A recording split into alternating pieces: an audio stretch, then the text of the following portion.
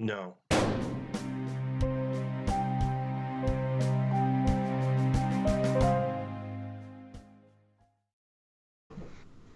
Oh, no. So, welcome to another episode of Zero Interest.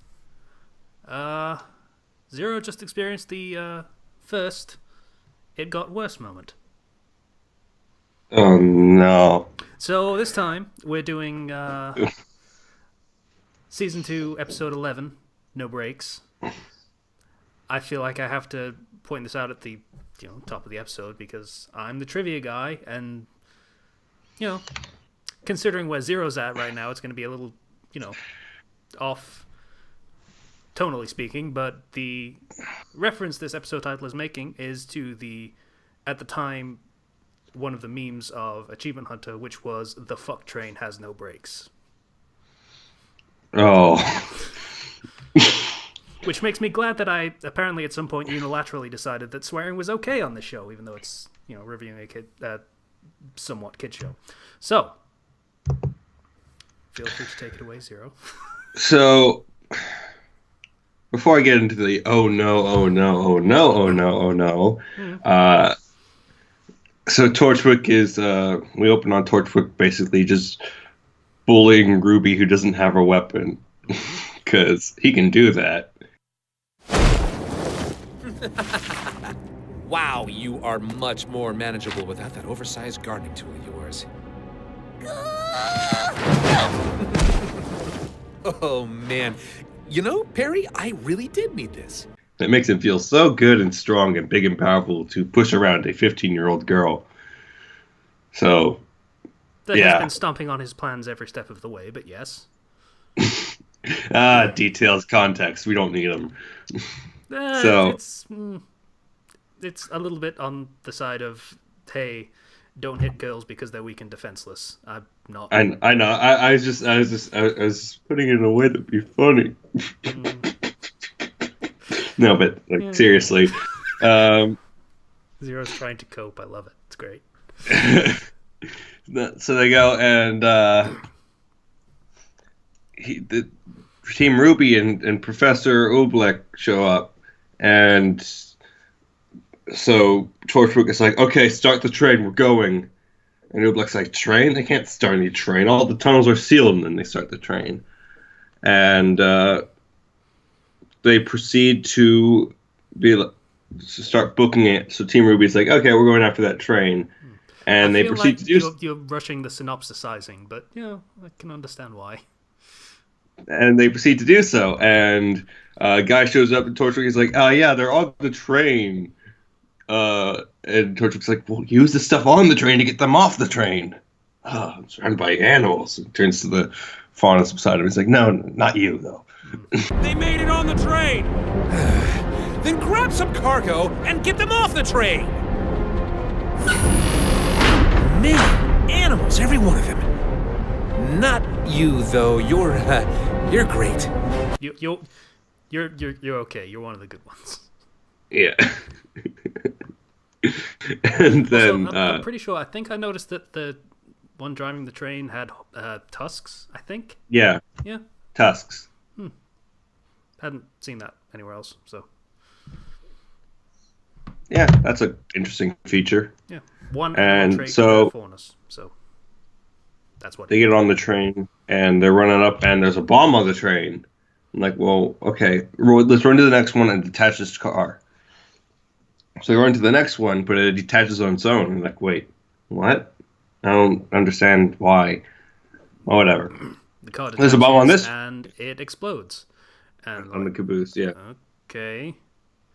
Okay, this next train car. This one has a bomb too, and then Oobleck runs the next one further than that and says, "They all have bombs." Yeah, and then they realize that, oh crap, they're using these bombs to blow open holes in the tunnels and use the sound and everything to keep attracting the Grimm to all the way to the city. So we need to stop this train. It's the tunnels were built in the cave system. Basically, they what's what's the word for like digging something out? I don't know. Unearthing? I guess, sure. They use the cave tunnels to build the subway tunnel, but there's still caves to the sides of it, and that's what they're using the explosions to open. So there's still Grim in there. That's how the underground cavern that Mountain Glen evacuated to was destroyed. An explosion in the caves. These Grim look significantly more terrifying and powerful than other Grim we've seen before. Mm-hmm.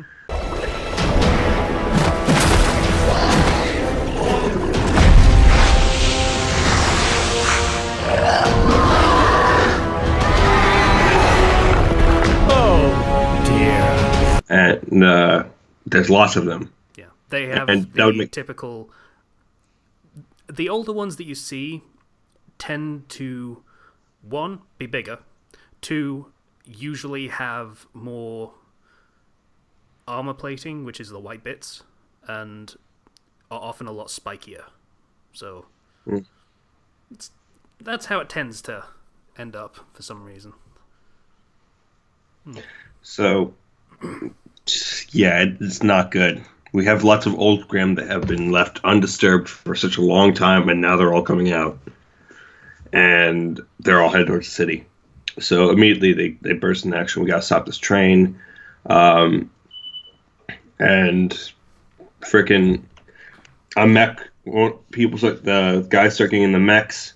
One starts to go towards Dr. Ublek, and then he fastball specials the dog into it.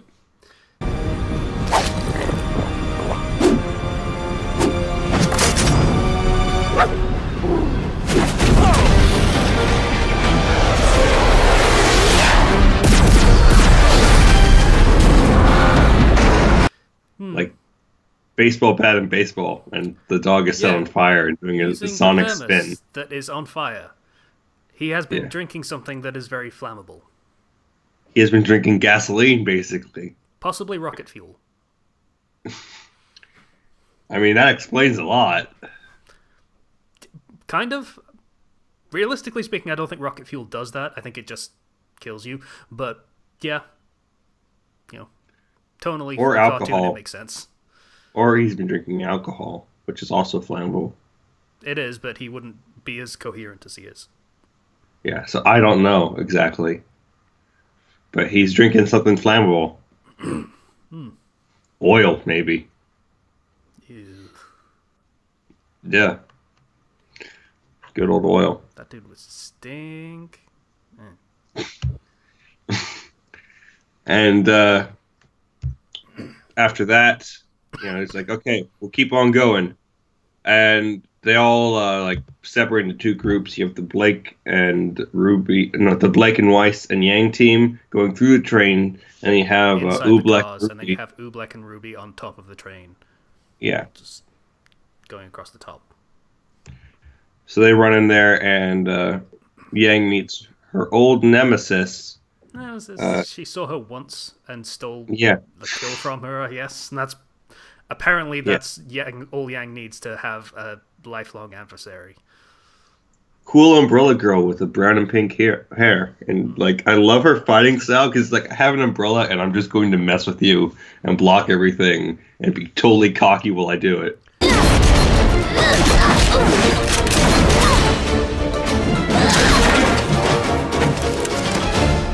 Yep.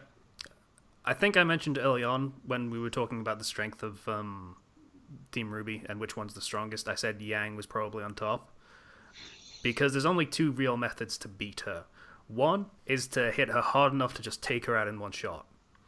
Mm-hmm. 2 is to chip damage. Just never hit her hard enough that she can activate a semblance and hit you back even harder. So just annoy the crap out of her with little love taps until she's either exhausted or just death by 1,000 cuts.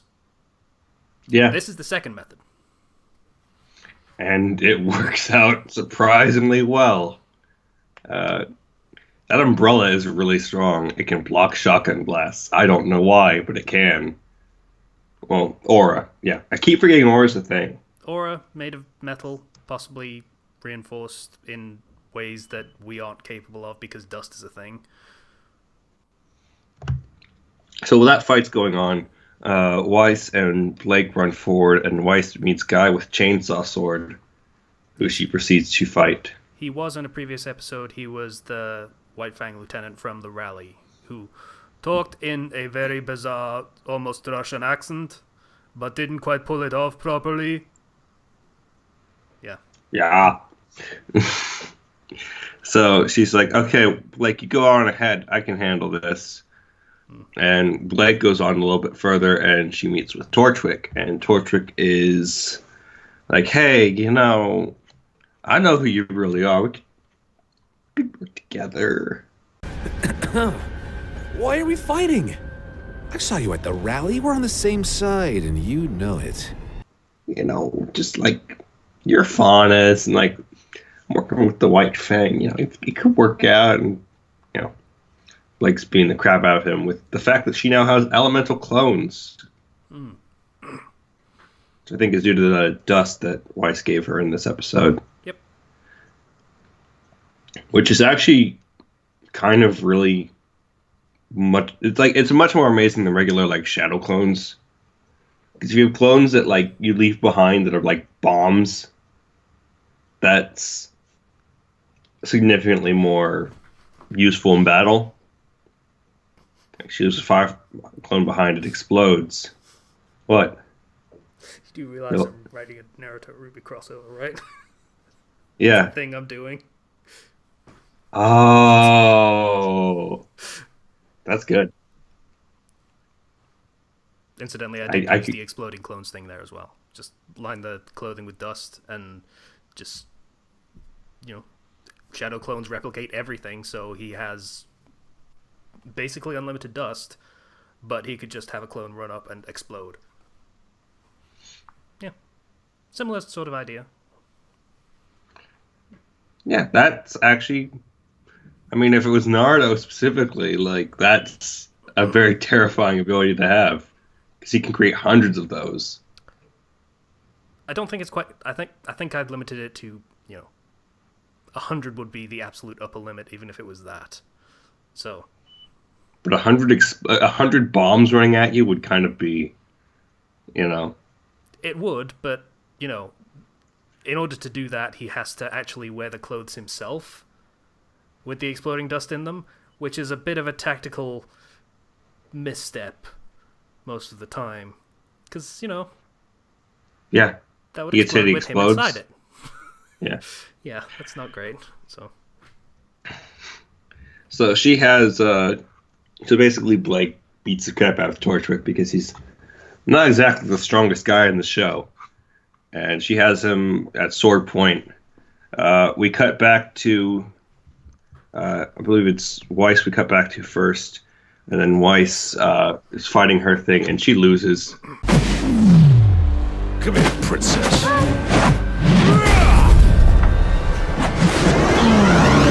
She loses hard against that guy. Even though she puts up a really good fight, he's pretty strong. And Weiss is better for... I feel like she's better for groups of enemies and when she's teamed up with somebody. Yeah. She also hasted herself once, I noticed. Yeah, she sped herself up. Literal D&D style haste. Fair play. I saw that clock underneath her feet and then she started moving faster. That's how I knew it was haste. Next she'll be dimension dooring and stuff like that. Oh wait, that comes later. What? It did. Oh, yeah. It's a dimension door. Anyway. Yeah. So, moving on later, somebody appears and they look like they have Super Saiyan 3 hair or Sonic the Hedgehog hair combined. And or Raditz hair would be more specific. And they're like, this lady, and she has like this super awesome like Grim mask and like a mega version of Weiss's weapon, where it has the rotating cylinders of dust, it looks like. The Grim Mask, you saw the one previously on the Lieutenant that was kind of like a King Tajatu, the snake one. Yeah. Hers is based off of a Nevermore, the giant raven that they fought in Season 1.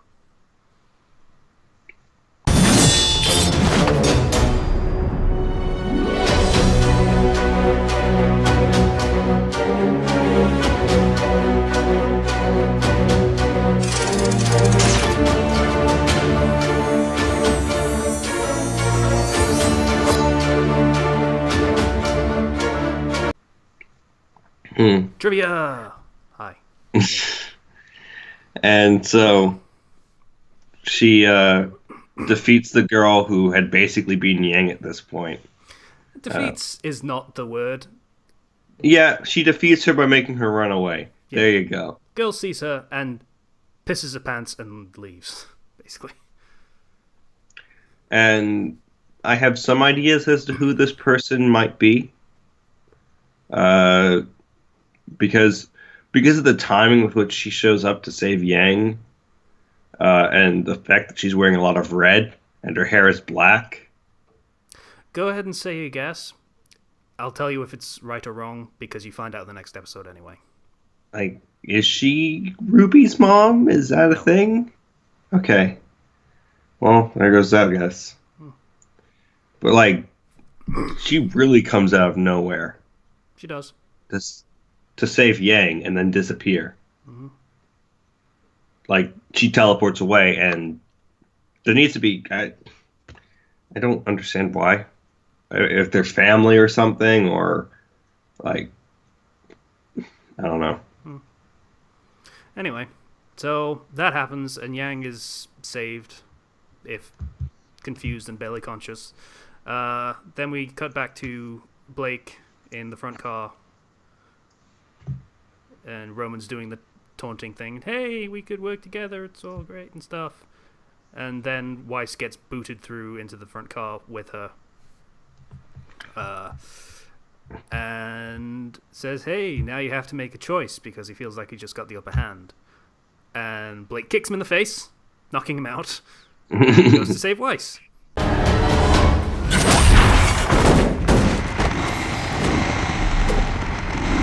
So what's it gonna be, Blake?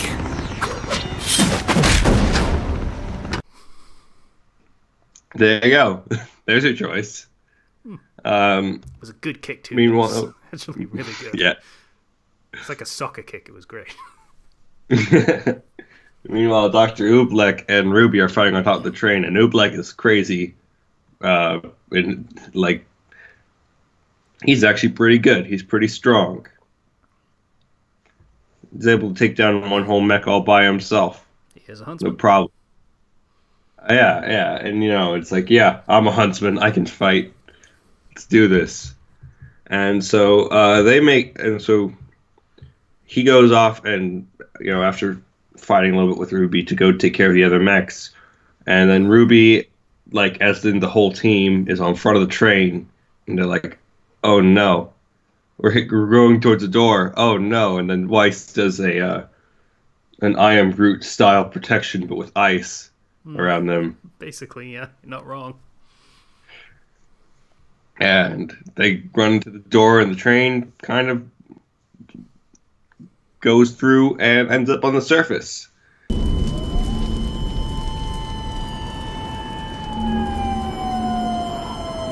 And by the surface, he means downtown Vale. Now, when I first saw the shot of the building, I was like, oh, that's the ruined building. They're still in the ruins, right? Yeah. And then I saw the people, and I saw more, and I was like, oh, no. Oh, no. This is the worst possible outcome. Oh, my gosh. It literally is, yeah. I don't really see how the plan succeeded, whatever the plan was. I like you, Ozpin, but maybe you should have sent more than scouts. I mean, there's no way you could have known, but gosh darn it. If he sent, if Ironwood had sent in his forces into that section of the city, into Mountain They would have sent the train immediately. Yes, immediately. They would have done that. Yeah. There would have been no opposition. It would have gone off without a hitch. But wow, things have quickly gone really bad. Mm-hmm. They're in the middle of Vale, and monsters are killing just about everyone. Mm-hmm. Also, there was I think it was Modern Warfare shot of the first person waking up in, yeah, that's bombed out place.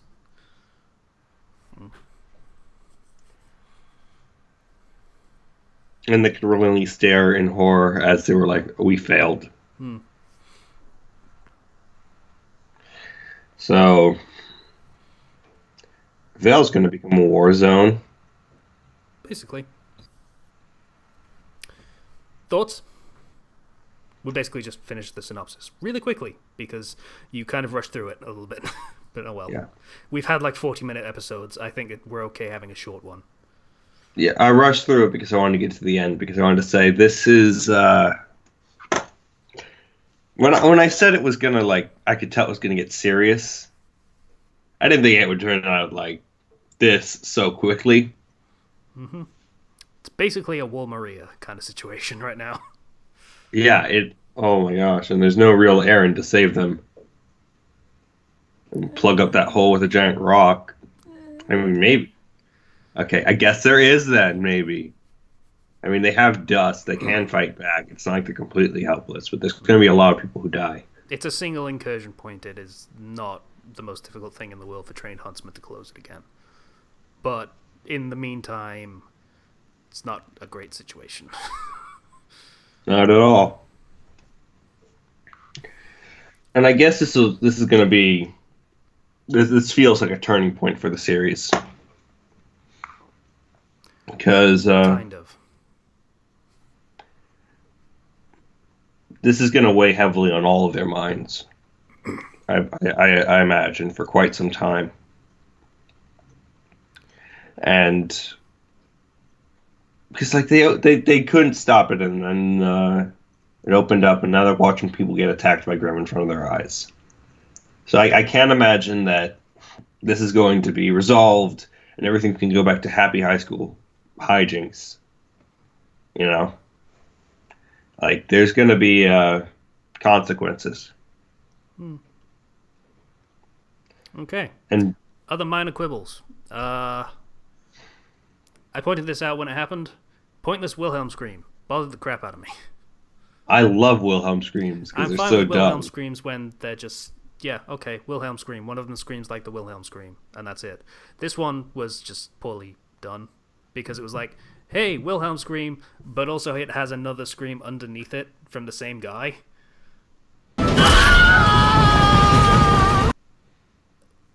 Yeah. It sounded terrible. I think that you need to utilize the Wilhelm Scream for as much comedic value as possible, and I feel like they didn't do that. It was just sort of there. Like, even if you're not using it for comedic potential, then just use it on its own, because it is very, very distinctive, and almost nothing sounds like it. So trying to have it, taper into someone else's scream does not work. It just doesn't. Like, if you have, like, one lone guy who's just sitting, like, guarding, like, right near an edge, and then he gets knocked off, and then you hear the Wilhelm Scream in the distance. Like, that's funny. Yeah. That'll get a chuckle out of me, but this was just kind of, oh, well, he was there. Other thoughts? I've really, like, there's not too much to talk about before the breach. I mean... that was a really long cable inside of Torchwick's cane. Yeah. Like, he has like, a firework launcher in there as well. Like, come on. Suspension of disbelief can only go so far. I'm taking the piss. Just... Clearly, he can only get like 20 feet of cable in that thing. It's ridiculous. Yeah, that's all you really need.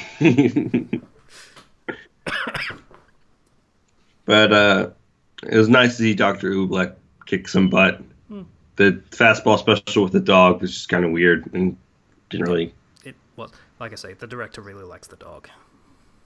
Yeah, but like, the dog would die from that. It is pretty much just a normal dog, as far as I'm aware. I mean, they don't have aura, as far as I'm aware, either. So yeah, like, what would make you think that would be a good idea? rocket fuel. But the dog would die. The dog's not... You shoot a dog in a mech, you're going to have a lot of dog meat over that mech. You're not going to have a broken mech.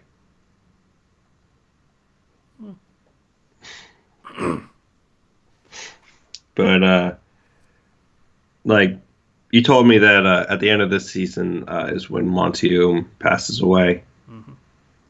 And I can understand that this would be a really awful cliffhanger if if next episode is just okay, stuff happened and there'll be consequences for everyone. That would be an awful cliffhanger. But it's just like things have entered and attacked, and then we're going to deal with them in the next episode, and then the consequences are going to come in the next season or something like that. Okay. So that's pretty much that episode. We're going to move on to the next one, like, right now. But you're going to see it in a few days. So I can just say a few days. I think that works for when the next episode's coming out. In a few days. Yeah, you'll see the next one in a few days. Where we will be closing out Season 2 of RWBY with Episode 12. Breach. It's right there in the corner. I've been looking at it, at the thumbnail. Desperately waiting. Like, I want to know what happens. So let's talk about this episode Casey. some more. What could we talk about some more so that I could stall and annoy Zero? Well, actually, that's pretty much what we could talk about. Is there isn't actually that much to talk about in this one. There's no real depth to it. It is very much just event. Yeah, and that's fine for even Torchwick's, we're not so different, you and I style conversation with Blake doesn't really have any deep subtext or regular text to it. It's just we should be cool, and that's pretty much what you get from it. Well, hey, there's cool fights. It works out, kind of. There's a cool fight in terms of which is the pacing fight, and that's pretty much it. I mean, I didn't necessarily have any problems with it, but all right, let's go on. Let's continue. Getting antsy? Yeah. Okay. Yeah. All right, so that was Season 2, Episode 11. Bye-bye. I'm still out of fucking frames. Somebody gonna die? That's what I'm worried about, if somebody's gonna die next episode or something. Bye-bye. Bye.